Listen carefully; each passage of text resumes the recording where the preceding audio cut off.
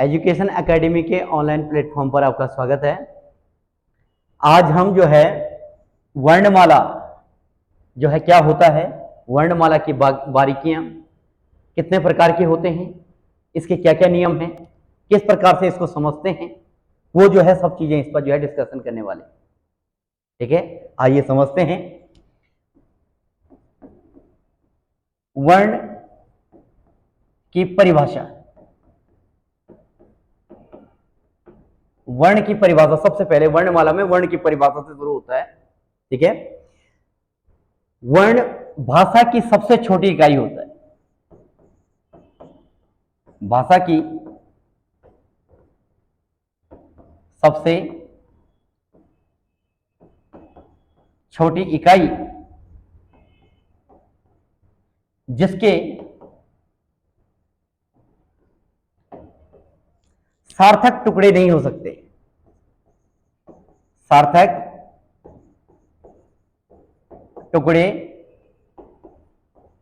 नहीं हो सकते, उसे वर्ण कहते हैं। उसे वर्ण कहते हैं। भाषा की सबसे छोटी इकाई, सबसे छोटी इकाई होनी चाहिए भाषा की। ठीक है, जिसकी जो है हम टुकड़े नहीं कर सकते, सार्थक रूप से जो है टुकड़े नहीं हो सकते उसके। हम उसको तोड़ना चाहें तो वो निरर्थक बन जाता है उसके बाद, तोड़ने के बाद। ठीक है, तो उस छोटी इकाई को जो है वर्ण कहा जाता है। ठीक है, जैसे जैसे अ, यह भाषा की सबसे छोटी इकाई है। अगर मैं इससे नीचे इसको तोड़ूंगा तो ये जो है निरर्थक बन जाएगा, सार्थक नहीं रहेगा, है ना। तो इसको जो है हमने इससे नीचे नहीं तोड़ सकते, और इसमें ऐसी शक्ति होनी चाहिए कि ये जो है शब्द निर्माण कर पाए। तो अगर ये ब वर्ण के साथ जुड़ता है तो इसने जो है शब्द का निर्माण कर दिया, यानी कि अब एक जो है क्या है, शब्द है। ठीक है, तो भाषा की सबसे छोटी इकाई जो जिसके सार्थक टुकड़े नहीं हो सकते उसे जो है वर्ण कहते हैं। ठीक है, और जोड़ सकते हैं इसमें कि जो शब्द निर्माण कर सकता है उस इकाई को जो है कहा जाता है वर्ण। जैसे हम अगर कहते हैं क, क व्यंजन की सबसे छोटी इकाई है। जैसे व्यंजन में हमने लिखा क, ठीक है, तो हम इसका रूप बदलेंगे तो हम शब्द में जो है इसको आधा क के रूप में जो है लिख सकते हैं, आधा क के रूप में लिखेंगे। लेकिन हम इससे नीचे फिर इसको नहीं तोड़ सकते, और इसमें भी जो है शब्द निर्माण करने की शक्ति होनी चाहिए, इसमें भी शब्द निर्माण करने की शक्ति होनी चाहिए। जैसे क्या, जैसे क्या बन गया। ठीक है, तो भाषा की वह छोटी से छोटी इकाई या सबसे छोटी इकाई जिसके सार्थक टुकड़े नहीं हो सकते उसे जो है वर्ण कहते हैं। ये तो हमारी परिभाषा है वर्ण की। ठीक है, अब जो है वर्णमाला क्या होती है। माला होती है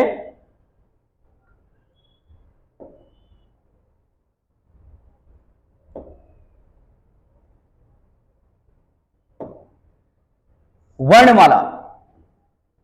वर्णमाला किसे कहते हैं, वर्णों के व्यवस्थित क्रम को, वर्णों के व्यवस्थित क्रम को वर्णमाला कहा जाता है।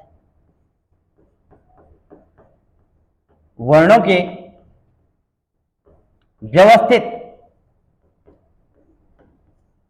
क्रम को वर्णमाला कहा जाता है।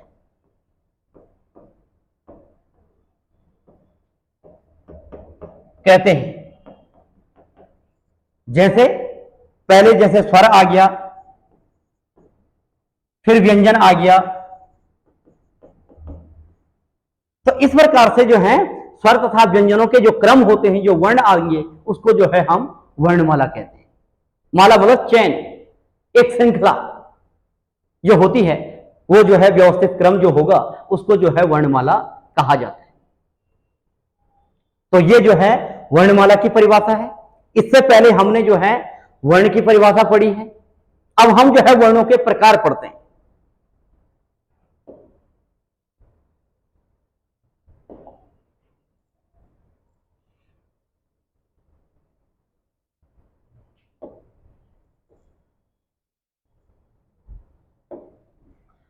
वर्ण दो प्रकार के होते हैं, पहला स्वर और दूसरा होता है व्यंजन। बाकी तीसरा प्रकार नहीं होता है वर्णों का। ठीक है, तो हम समझते हैं कि स्वर किसे कहते हैं। ठीक है, तो स्वर की परिभाषा होती है ऐसी एकल ध्वनियां, एकल ध्वनियां, ऐसी एकल ध्वनियां जिसे स्वतंत्र रूप से उच्चारित किया जाता है, स्वतंत्र रूप से उच्चारित किया जाता है, उसे स्वर कहते हैं, स्वर कहा जाता है। ऐसी एकल ध्वनियां, एक ध्वनि होनी चाहिए, सिंगल ध्वनि होनी चाहिए, और ऐसी एकल ध्वनियां जिसे स्वतंत्र रूप से, स्वतंत्र मतलब उसको कोई बाधा न डालता हो बीच में। ठीक है, ऐसी ध्वनियों को जो है कहा जाता है, ऐसी एकल ध्वनियां जिन्हें स्वतंत्र रूप से उच्चारित किया जाता है उन्हें जो है स्वर कहते हैं। स्वतंत्र रूप से, कोई बाधा नहीं होनी चाहिए, शुरू से अंत तक एक ही ध्वनि पर रहे जो, उसको कहा जाता है स्वर भाई। अब मैं पहले स्वरों के प्रकार आपको बता देता हूं, फिर मैं आपको जो है व्यंजनों के बारे में जानकारी दूंगा। अगर मैंने व्यंजन बताए तो फिर हौच पौच हो जाएगा। पहले स्वरों के बारे में जानते हैं, फिर व्यंजनों के बारे में मैं आपको अलग से बता दूंगा। ठीक है ना, तो सबसे पहले जो है स्वरों की परिभाषा, ऐसी एकल ध्वनियां जिसे स्वतंत्र रूप से उच्चारित किया जाता है उसे जो है स्वर कहते हैं। जैसे जो है हम इसे ऐसे भी समझ सकते हैं कि अ, तो अ को पूरा करने के लिए कोई दूसरी ध्वनि नहीं आई, अपने आप में पूर्ण ध्वनि आई। आ भी अपने आप में पूर्ण ध्वनि है, ई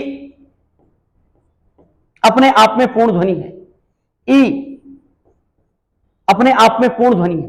तो ऐसे ध्वनियों को, जो ध्वनियां जो है अपने आप में क्या होती हैं, पूर्ण होती हैं, स्वतंत्र होती हैं, उन्हें जो है स्वर कहा जाता है, उन्हें स्वर जो है कहते हैं, एकल ध्वनियां। ठीक है, तो ये स्वरों की परिभाषा है।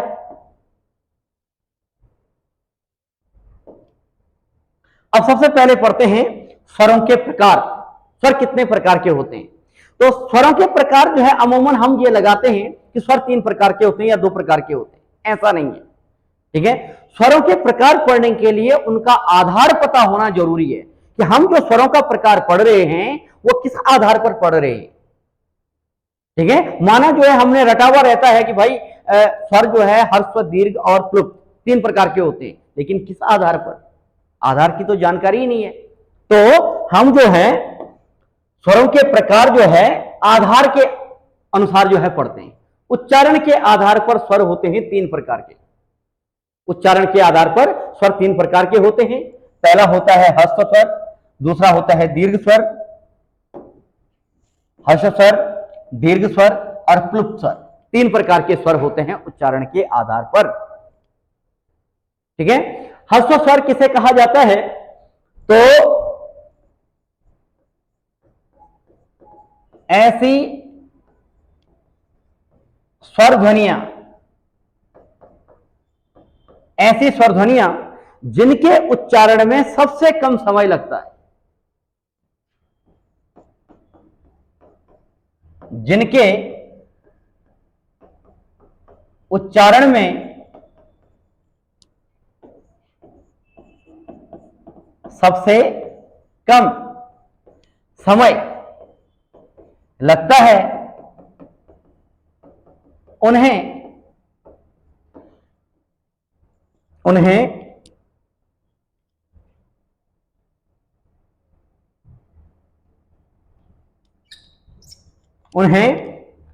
ह्रस्व स्वर कहा जाता है।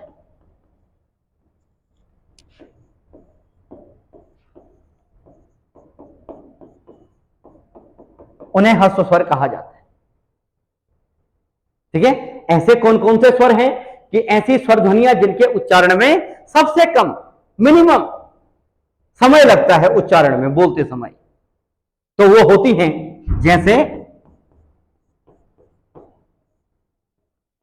अ, ई, उ और री।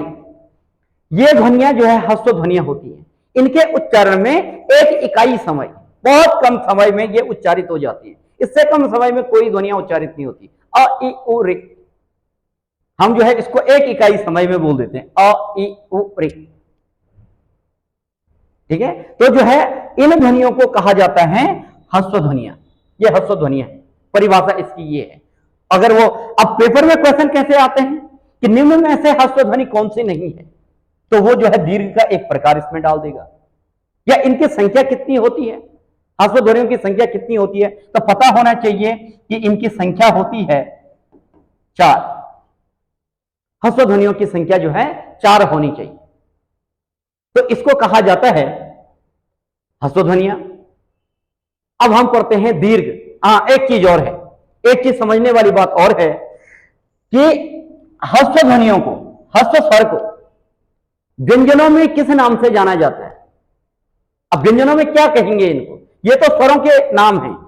स्वरों में जो है अ ई उ री को जो है ह्रस्व ध्वनियां कहते हैं, लेकिन इसको जो है जब हम व्यंजनों में प्रयोग करते हैं तो इनको व्यंजनों में किस नाम से जो है जाना जाता है।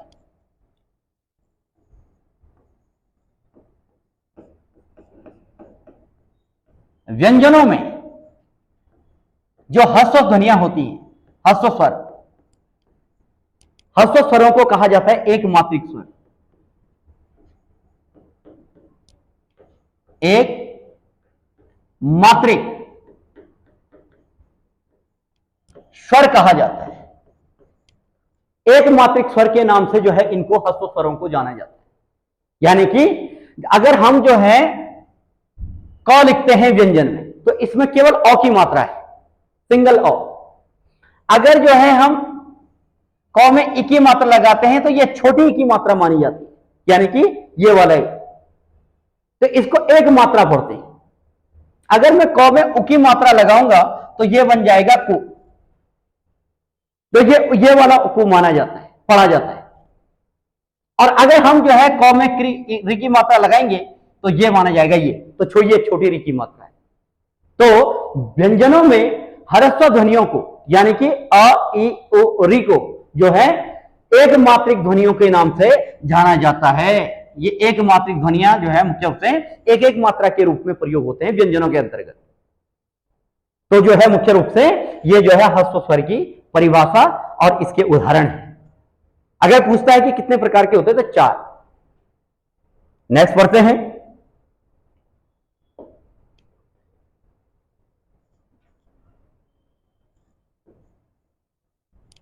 नेक्स्ट है दीर्घ। दीर्घ किसे कहते हैं, ठीक है। तो ऐसी स्वर ध्वनियां जो ह्रस्व ध्वनियों से दोगुने समय में उच्चारित होती हैं, ऐसी स्वर ध्वनियां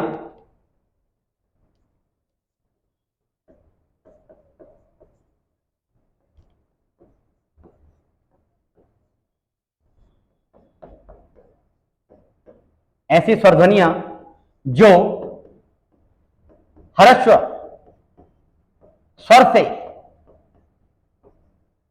दोगुने समय में उच्चारित होती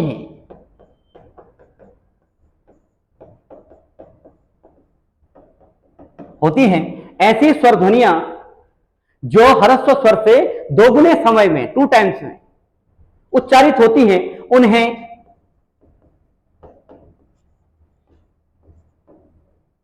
दीर्घ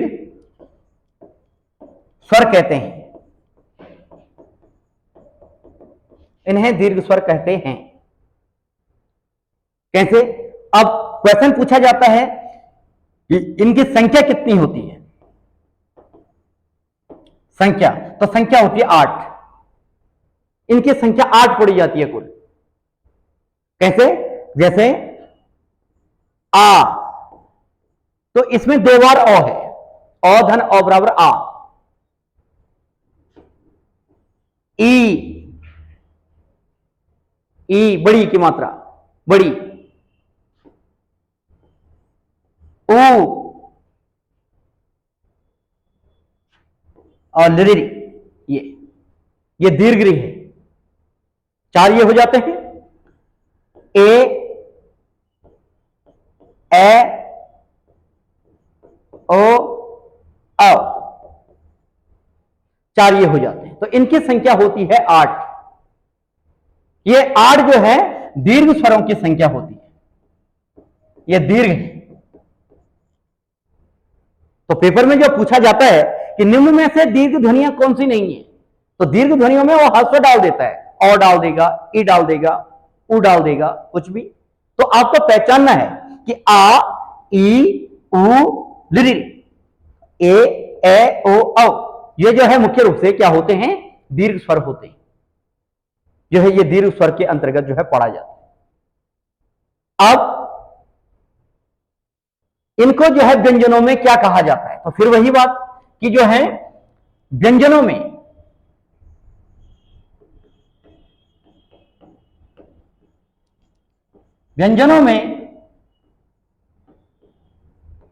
दीर्घ स्वरों को, व्यंजनों में दीर्घ स्वरों को द्विमात्रिक स्वर के नाम से जो है जाना जाता है। द्विमात्रिक ध्वनियां, द्विमात्रिक ध्वनियां कहा जाता है। द्विमात्रिक यानी कि इनकी 2 मात्राएं हैं, ठीक है। जैसे हम उदाहरण के तौर पर लिख सकते हैं, जैसे क पर अगर हम आ की मात्रा लगाएंगे तो ये दीर्घ बन जाएगा, ये मात्रा जो है द्विमात्रिक है। अगर बड़ी की मात्रा लगाएंगे तो ये दीर्घ है, इसकी 2 मात्राएं पड़ी जाती है।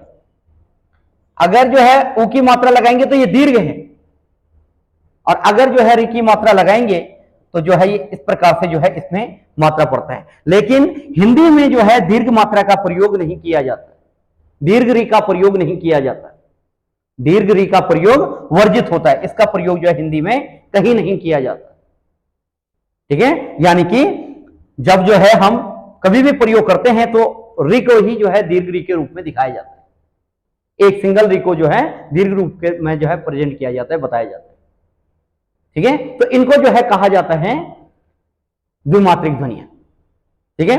ऐसे ही जो है जैसे अगर मैं कहूंगा तो के, को और कौ, के कौ का प्रयोग, ये जो है क्या होती है, द्विमात्रिक ध्वनियां होती है, ठीक है। तो इस तरीके से हमने जो है ह्रस्व तथा दीर्घ की परिभाषा और इनके बारे में जो बनने वाले क्वेश्चन होते हैं, ये यहां से सबसे मोस्ट क्वेश्चन ये पूछा जाता है कि व्यंजनों में जो है दीर्घ ध्वनियों को क्या कहा जाता है, तो द्विमात्रिक ध्वनियों के नाम से भी इनको व्यंजनों में जानते हैं। और वो पहचान के लिए दे देता है कि निम्न में से कौन सा जो है पेपर में जो आते हैं, पूछने का जो तरीका होता है वो जो है इनमें जो है पहचान के कि कौन निम्न में से कौन सी ध्वनि दीर्घ नहीं है, तो वो ह्रस्व ध्वनि डाल देता है। संख्या कितनी होती है, 8। तो ये हमने जो है दीर्घ के बारे में पढ़ा। अब हम पढ़ते हैं प्लुप्त ध्वनि के बारे में।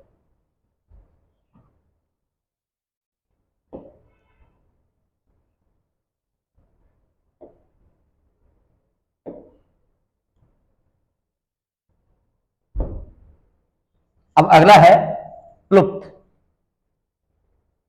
प्लुप्त ध्वनि के बारे में पढ़ते हैं। प्लुप्त स्वर जो है क्या होते हैं, ठीक है। तो ऐसी स्वर ध्वनियां जो ह्रस्व ध्वनि से 3 गुने समय में उच्चारित होती है।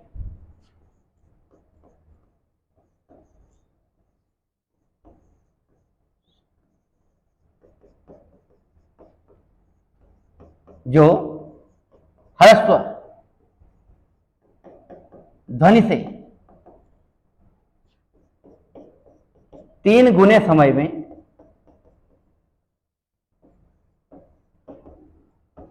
उच्चारित होती है, उन्हें प्लुप्त स्वर कहा जाता है। कहते उसे प्लुप्त स्वर कहते हैं। कैसे, तो हम जो है इसका प्रयोग करते हैं, जैसे जो है मुख्य रूप से जैसे जो है जब ध्वनियां जो है 3 गुने में बढ़ जाती है, तो जैसे हम जो है ये इसमें लगाते हैं, इसको या तो हम ऐसा लिखते हैं या जो है हम ओम को ऐसा लिखते हैं, ये ओम को ऐसा लिखा जाता है। तो ये इसकी मात्राएं होती हैं। हिंदी का जो 3 होता है, हिंदी का जो 3 होता है, ये जो है प्लुत की जो है मात्रा होती है, ये इसकी मात्रा के नाम से जो है जाना जाता है।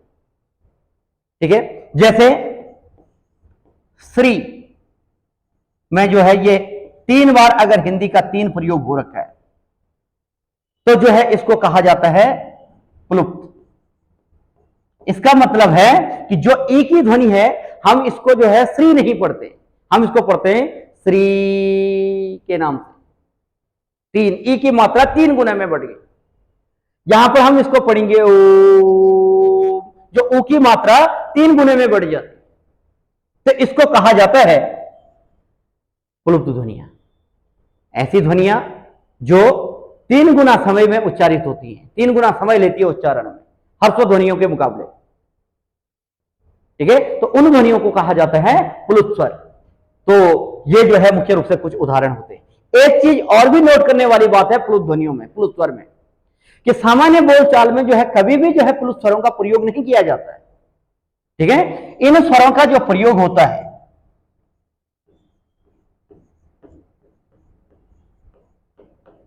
स्वरों का प्रयोग, प्लुत स्वरों का जो प्रयोग होता है वो विशेष कार्यों में, विशेष कार्य जैसे पूजा हो रही है, वहां पर जो है हम ओम तथा श्री का जो है प्रयोग करते हैं। विशेष कार्यों में, कार्य, प्रयोजन, जब किसी को संबोधन किया जाता है, संबोधित किया जाता है, अरे, विशेष कार्य प्रयोजन। ठीक है, या जो है कहीं पर जो है रोना धोने का काम होता है, विशेष कार्य प्रयोजन तथा परिस्थिति में।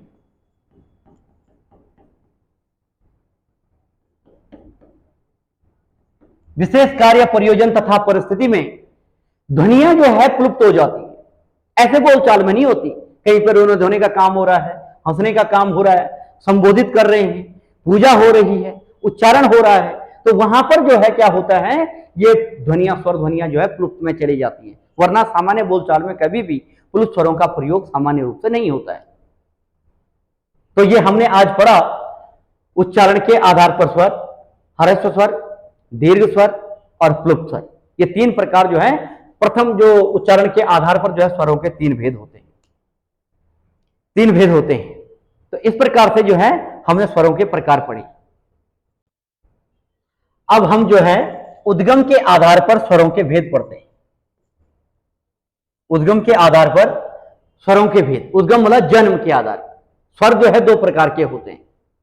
ठीक है, जन्म के आधार पर स्वर होते हैं, एक होता है मौलिक स्वर और एक होता है यौगिक स्वर। मौलिक स्वर कहते हैं ऐसे स्वर ध्वनियां जो जन्म से स्वतंत्र उच्चारित होती हैं, यानी कि उन ध्वनियों को उच्चारित करने के लिए दूसरे स्वर की आवश्यकता नहीं पड़ती, वह अपने आप में पूर्ण होते हैं, अपने आप में स्वतंत्र होते हैं। ऐसी स्वर ध्वनियों को कहा जाता है मौलिक स्वर। ऐसी स्वर ध्वनियां जो, ऐसी स्वर ध्वनियां जो जन्म से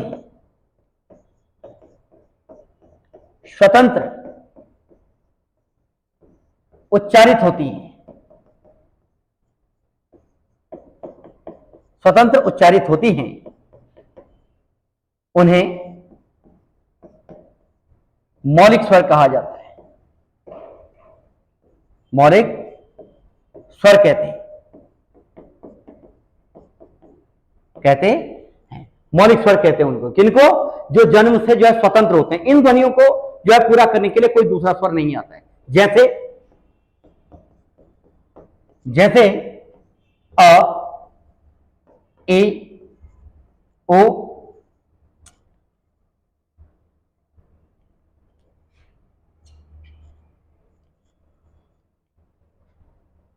और रे, ये जो है क्या होते हैं, मौलिक स्वर होते हैं। मौलिक स्वर भी कहते हैं इनको जो है मौलिक स्वर भी कहा जाता है, सॉरी मूल स्वर।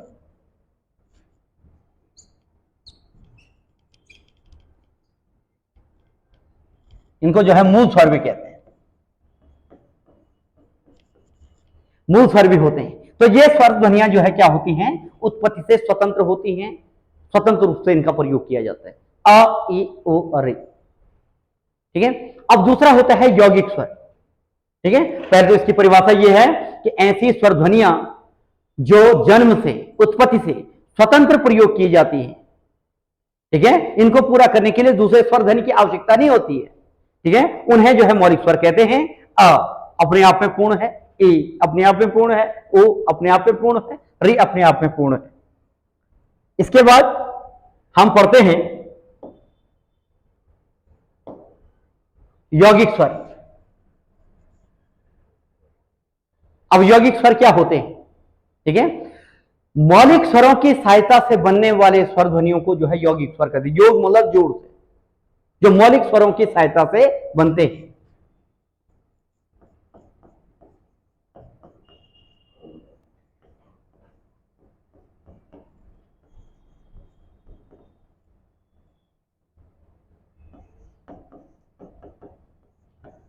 मौलिक स्वरों की सहायता से उत्पन्न होने वाले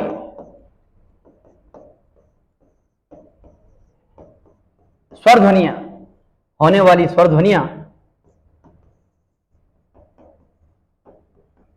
यौगिक स्वर कहलाते हैं। यौगिक स्वर होती है, यौगिक स्वर होते हैं। जैसे जो है अगर हम कहेंगे तो इसमें इधर समझते हैं, अ प्लस अ बराबर आ, तो इसको संधि सूचक स्वर भी कहते हैं। इसको संधि सूचक स्वर भी कहते हैं। जो संधि की सूचना देते हैं जो स्वर, उनको कहा जाता है ई प्लस ई,